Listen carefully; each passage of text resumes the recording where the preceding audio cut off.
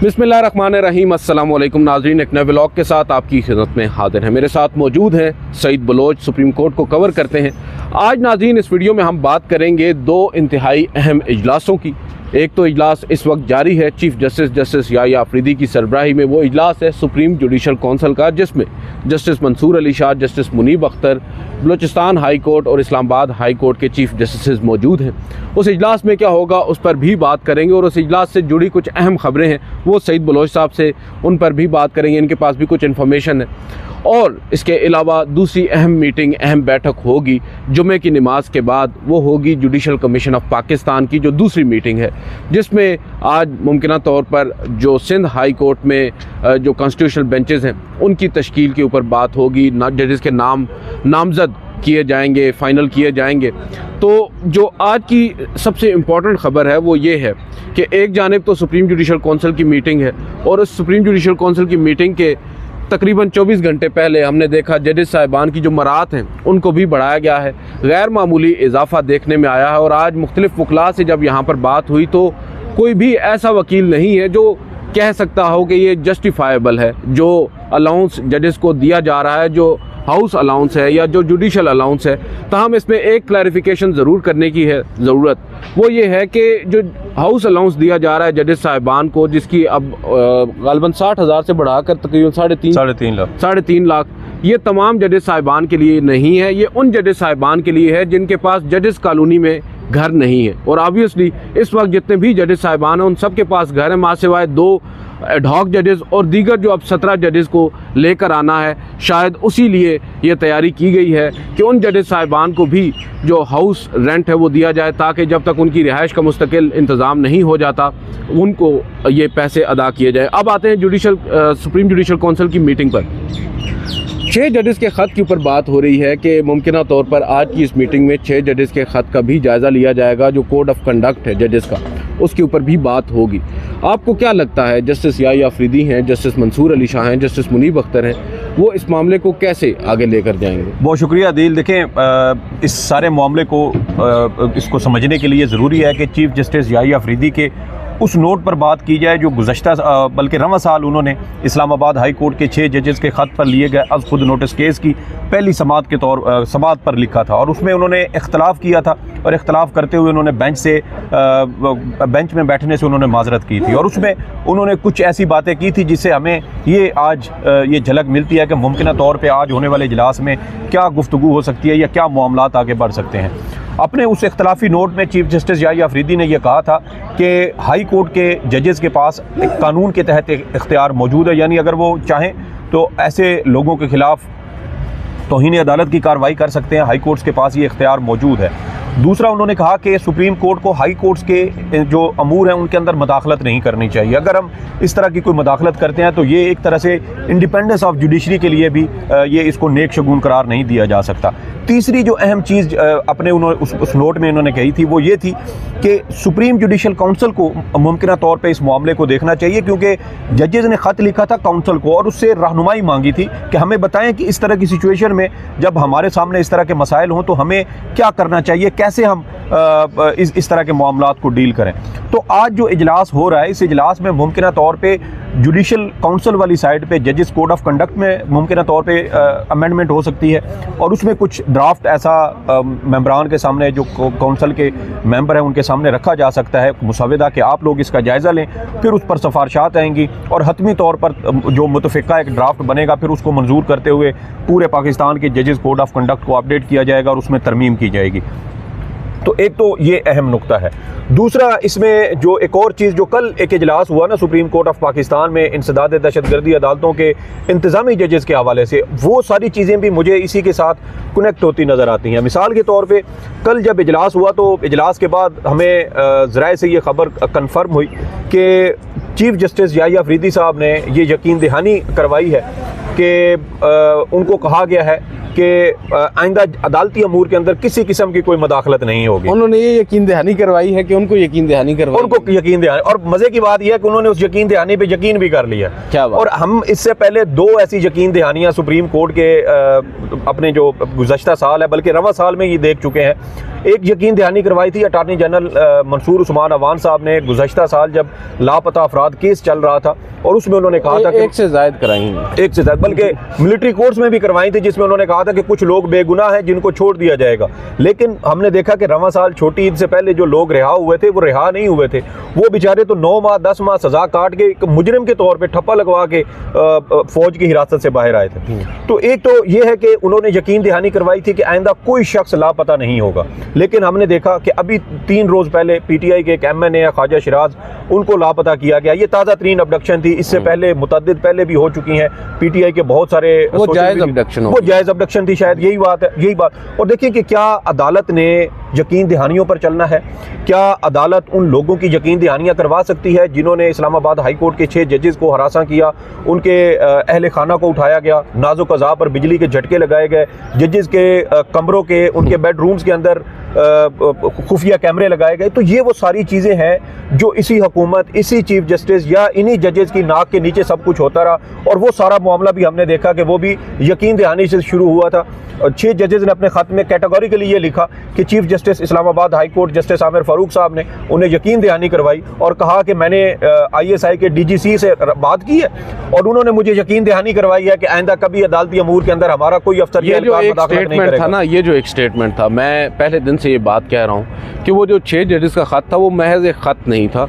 वो महज इसलिए नहीं था कि आप हमारा जो कोड ऑफ कंडक्ट है उसमें कोई तब्दीली लेकर आएँ, हमारी रहनुमाई फरमाएं। बेसिकली मैं ये पहले दिन से बात कर रहा हूँ। अब सुप्रीम जुडिशल काउंसिल उस नतीजे पर पहुँचे ना पहुँचे, मेरी तो राय यही है कि वो एक रेफरेंस था, एक शिकायत थी अपने चीफ जस्टिस के ख़िलाफ़ 6 इस्लामाबाद हाई कोर्ट के जजेस की, जिसमें वो ये इल्ज़ाम लगा रहे हैं कि हमने ये फ़लाँ जज हैं, जस्टिस आमिर फ़ारूक उनका नाम है, ये चीफ जस्टिस ऑफ पाकिस्तान के ओहदे पर फायज़ हैं, इनको बर वक्त आगाह किया, उन्होंने कुछ नहीं किया।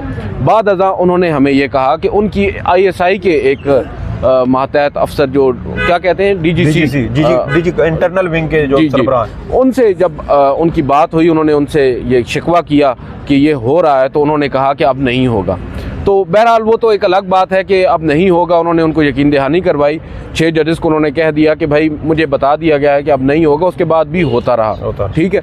और अब मैं ये समझता हूँ कि वो इन इटसेल्फ एक बहुत बड़ा इल्ज़ाम था जस्टिस आमिर फ़ारूक साहब के ऊपर। अब जस्टिस याहिया अफरीदी साहब बज़ाहिर तो नज़र नहीं आ रहा वो ऐसी इस तरफ जाएंगे, देखना होगा जस्टिस मंसूर या जस्टिस मुनीब अख्तर वो क्या मौक़िफ़ अपनाते हैं, या दीगर 2 मेंबरान उनमें भी जस्टिस आमिर फ़ारूक हैं। ऑब्वियसली अगर जस्टिस आमिर फ़ारूक का मामला होगा तो वो इजलास से बाहर जाएंगे, उनकी जगह कोई और जो अख्तर कियानी साहब नहीं किसी और हाई कोर्ट के जो चीफ जस्टिस होंगे सीनियर वो आ जाएंगे।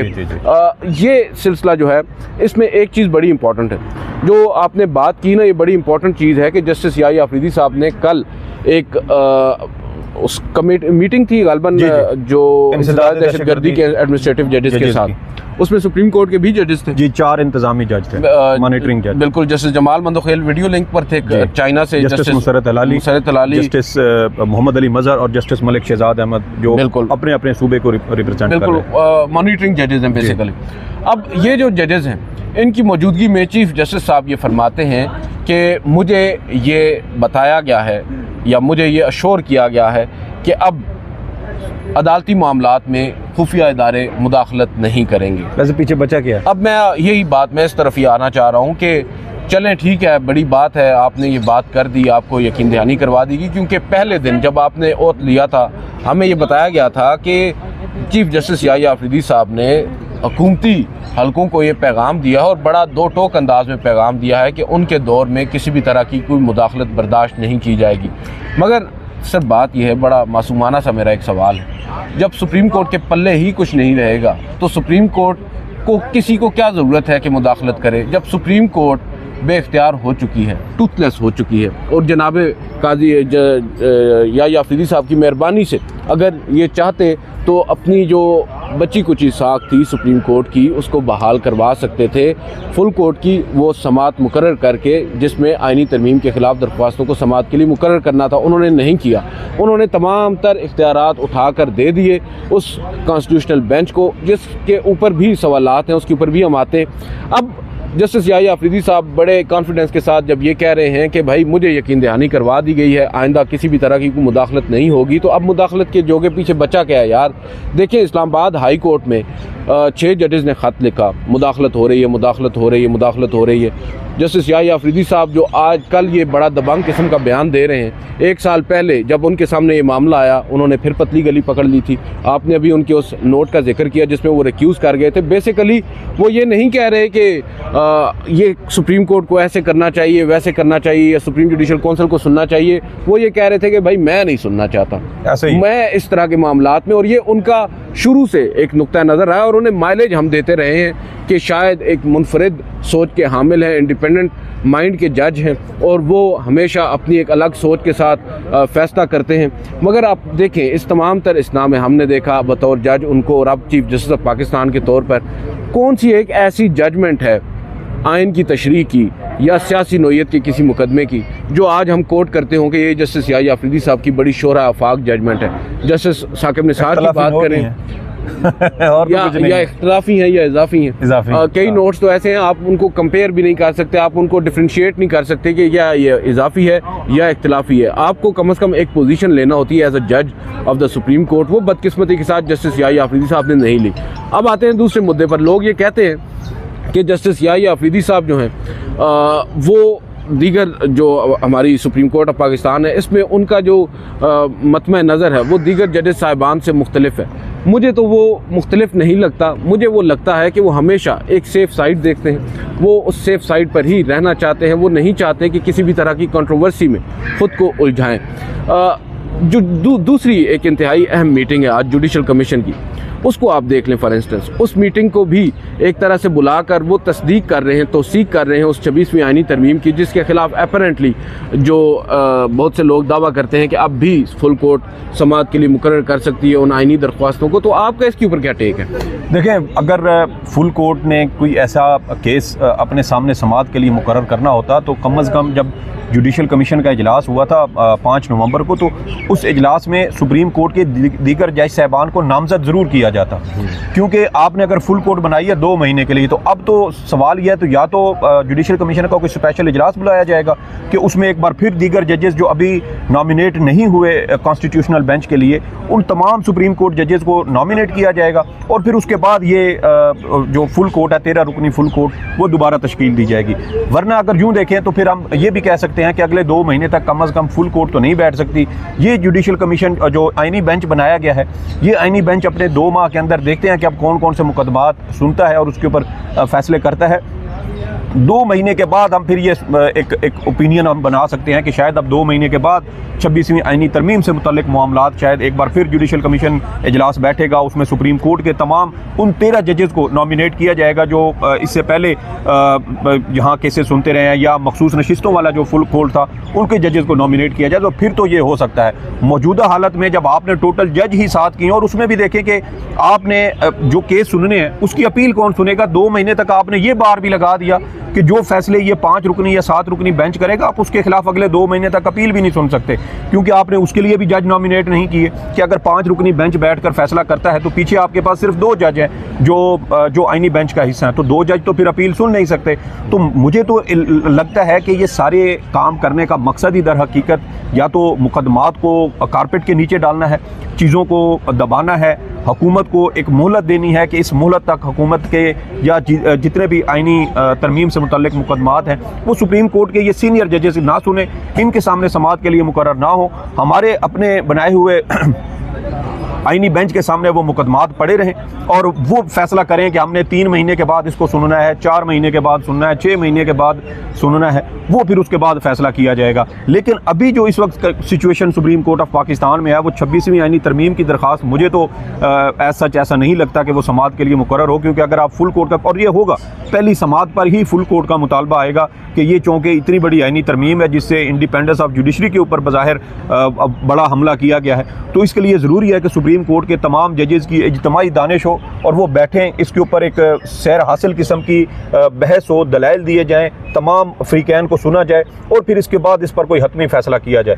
तो जब आपके पास वो जज ही मौजूद नहीं है, आपने उनको नॉमिनेट ही नहीं किया, तो फिर या तो आपको गुजारा करना पड़ेगा 5 जजेस पर, या और वो भी उसमें देखें कि वो जजेस शामिल हैं जो जूनियर हैं। हम पहले यही सुप्रीम कोर्ट में देखते रहे, यही सियासी जमातें थीं जो ये एतराज़ करती थी कि सीनियर जजेस पर मुश्तमिल होना चाहिए, कोई पिक एंड चूज़ नहीं होनी चाहिए। लेकिन यहाँ पर भी हमने देखा कि उसमें फिर एक बार पिक एंड चूज़ की गई, मनपसंद जजेस को उसमें शामिल किया गया, और जिनमें ज़्यादातर वो जजेस हैं जो जूनियर जजेस हैं, जिनके ऊपर माजी करीब में एतराज़ उठता रहा है। तो ये एक अजीब और गरीब किस्म की कंट्रोवर्सी इस वक्त सुप्रीम कोर्ट ऑफ पाकिस्तान में बनती हुई नज़र आ रही है, और इस सारे मामले में मेरे ख्याल में चीफ जस्टिस पाकिस्तान का किरदार इंतहाई मुबहम और मशकूक किस्म का नज़र आता है। आप ये देखें कि सुप्रीम कोर्ट बार के इलेक्शन थे, उसमें वकीलों को राम करने के लिए प्लॉट दे दिए गए, उनको कहा गया आप हमें सेवियाँ दें, हमने हाई कोर्ट्स में और दीगर जज अदालतों में हमने जज भर्ती करने हैं, उनको वहाँ से राम कर लिया गया और यहाँ जजेस के लिए मराद में इजाफा कर दिया गया। तो ये देखें कि हमारी इंडिपेंडेंस ऑफ जुडिशरी या अदलिया की आज़ादी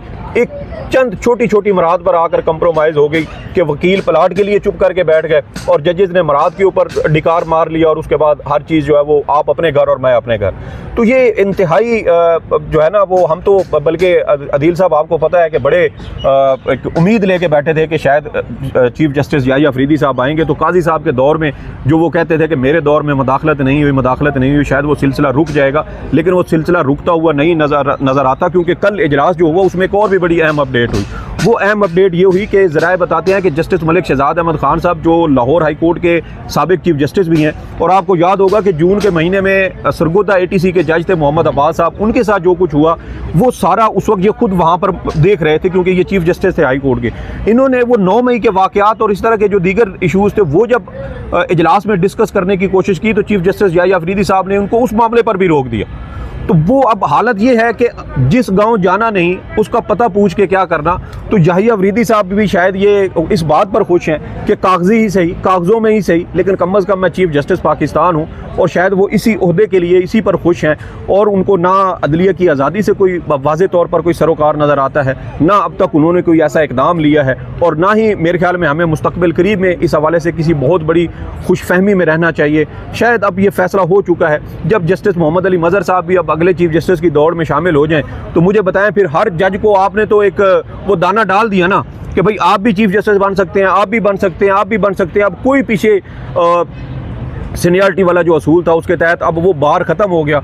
अब हर जज ये उम्मीद लगा के बैठा है कि मैं अच्छा बच्चा बन के रहूं तो शायद मैं चीफ जस्टिस बन जाऊं। 1 महीना पहले तक जिस जज ने चीफ जस्टिस नहीं बनना था, अब वो भी दौड़ में आ गए। ये असल चीज़ ये है। आपने अभी बात की ना चीफ जस्टिस याहिया अफरीदी साहब की, कि चीफ जस्टिस याहिया अफरीदी साहब तो जो कागजी सही मगर चीफ जस्टिस ऑफ पाकिस्तान है और वो एंजॉय कर रहे हैं। सर उन्होंने एंजॉय करना है, क्योंकि मैं तो ये समझता हूँ कि ये उनकी एक बचपन की ख्वाहिश है कि भाई पतली गली से निकलना है। कोई ऐसा फैसला भी आप ना करें जिससे आप किसी की नज़र में आएँ, समझ रहे हैं आप। तो अब उनके लिए एक बड़ी आइडियल सिचुएशन है, उनको एक मौका मिला कि भाई तमाम तर जो कंट्रोवर्शियल डिसीजंस होते हैं, ज़ाहिरी बात है वो सियासी नौइयत के मुकदमात में होते हैं या फिर कॉन्स्टिट्यूशनल इंटरप्रिटेशन के होते हैं, वो इन्होंने गेंद फेंक दी जस्टिस अमीनुद्दीन खान साहब के कोर्ट में। अब जस्टिस अमीनुद्दीन खान साहब के ज़िम्मे वो तमाम तर कंट्रोवर्शियल डिसीजन होंगे और इनके ज़िम्मे में तमाम तर प्रेजेज़ होंगी जो एडमिनिस्ट्रेटिव साइड पर वो जो case management committee justice Mansoor Ali Shah वाले उस प्लान के ऊपर अमल करते हुए ये लेकर आएंगे, इस्लाहात करेंगे और फिर दाद वसूल करेंगे उसके ऊपर। तो उनके लिए बड़ी आइडियल सिचुएशन है। सलूट वो वसूल करेंगे, इख्तियारात जस्टिस अमीनुद्दीन खान इस्तेमाल करेंगे। तो ये सूरत हाल है जो सईद बलोच साहब ने बड़ी खूबसूरती के साथ बयान किया है तमाम तर सूरत हाल को, बिलखसूस जस्टिस याहिया अफरीदी साहब के किरदार को। और कल की जो मीटिंग है उसमें 2 इंतहाई अहम खबरें, वो भी आज और उन्होंने इसमें हमारे साथ। एक चीज़ ऐड कर दूं कि कल जो याहिया अफरीदी साहब ने कहा ना कि उनको यकीन दहानी करवाई गई है, उन्होंने अपना सोर्स भी नहीं बताया कि उनको यकीन दहानी किस तरफ से करवाई गई है। क्या प्राइम मिनिस्टर ने बराह रास्त इनको कोई यकीन दहानी करवाई है? क्या हसास इदारों के सरबराहान की जानिब से इनको कहा गया है? क्या वफाकी वजीर कानून के जरिए मैसेज आया, अटॉर्नी जनरल के जरिए आया, या किसी भी जरिए से आया? मेरा ख्याल है कि इनको अटॉर्नी जनरल ऑफिस की जानिब से ही, क्योंकि ब्रिज असूली तौर पर तो अटॉर्नी जनरल ऑफिस ही होता है, दोनों तरफ, हुकूमत भी और दूसरी साइड से भी, जाहिर बात है। बहरहाल देखते हैं अब आइंदा आने वाले दिनों में मजीद क्या होता है। आज की जो जुडिशल काउंसिल की मीटिंग है, इसमें अब कल की जस्टिस याहिया अफरीदी साहब की उस स्टेटमेंट के बाद तो हम फिर ना ही समझे। आज की इस वीडियो से इतना ही। मुझे और सईद बलोच साहब को इजाज़त दीजिए। अल्लाह हाफिज़।